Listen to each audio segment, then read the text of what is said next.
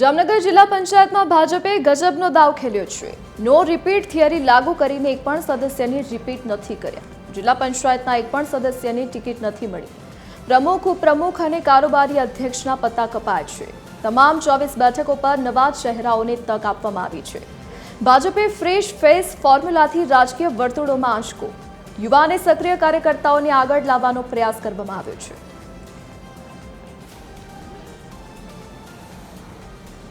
સંવાદદાતા સલમાન ખાન આપણી સાથે લાઈવ જોડાઈ ગયા છે। જે સલમાન, આજે ઉમેદવારો પોતાનું ફોર્મ ભરવાના છે અને ખાસ કરીને ભાજપમાં આ વખતે નો રિપીટ થિયરી જોવા મળી છે। એક પણ એવો ચહેરો નથી જેને રિપીટ કરવામાં આવ્યો છે। જે પ્રમાણે વાત કરવામાં જે સ્થાનિક સ્વરાજ્યની જે ચૂંટણી છે તેની બિંદુ ચુકાદા જે ભારત આ વસ્તુઓમાંથી એક પ્રકારનો ઉત્સાહ છે તે જોવા મળ્યો હતો।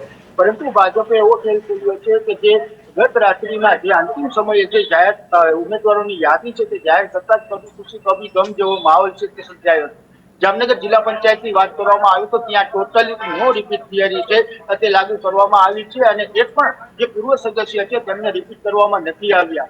સાથોસાથ જે જિલ્લા પંચાયતના પૂર્વ પ્રમુખ, ઉપપ્રમુખ, કારોબારી અધ્યક્ષ સહિતનાઓ છે તેમના પત્તા છે તે કપાવવામાં આવ્યા છે અને જે જામનગર જિલ્લા પંચાયતમાં 24 બેઠકો છે તે આવેલી છે અને આ 24 બેઠકોમાં એક પણ જે કહી શકાય કે પૂર્વ જે સદસ્યો છે તેમને રિપીટ ન કરાતા હવે જે રાજકીય વર્તુળો છે તે આલમમાં આંચકો છે તે લાગ્યો છે અને સાથોસાથ જો વાત કરવામાં આવે તો ક્યાંક ને ક્યાંક જે ભાજપે આ વખતે જે ફેસ છે તે એટલે કે જે યુવા અને શિક્ષિત જે દાવેદારો હતા તેમને ઉમેદવાર તરીકે જાહેર છે તે કરવામાં આવ્યું છે અને આ ફોર્મ્યુલા કહી શકાય કે ક્યાંક ને ક્યાંક જે પૂર્વ સક્રિય અને કાર્યકરો છે તેમને આગળ લાવવાનો પ્રયાસ છે તે કરવામાં આવ્યો છે।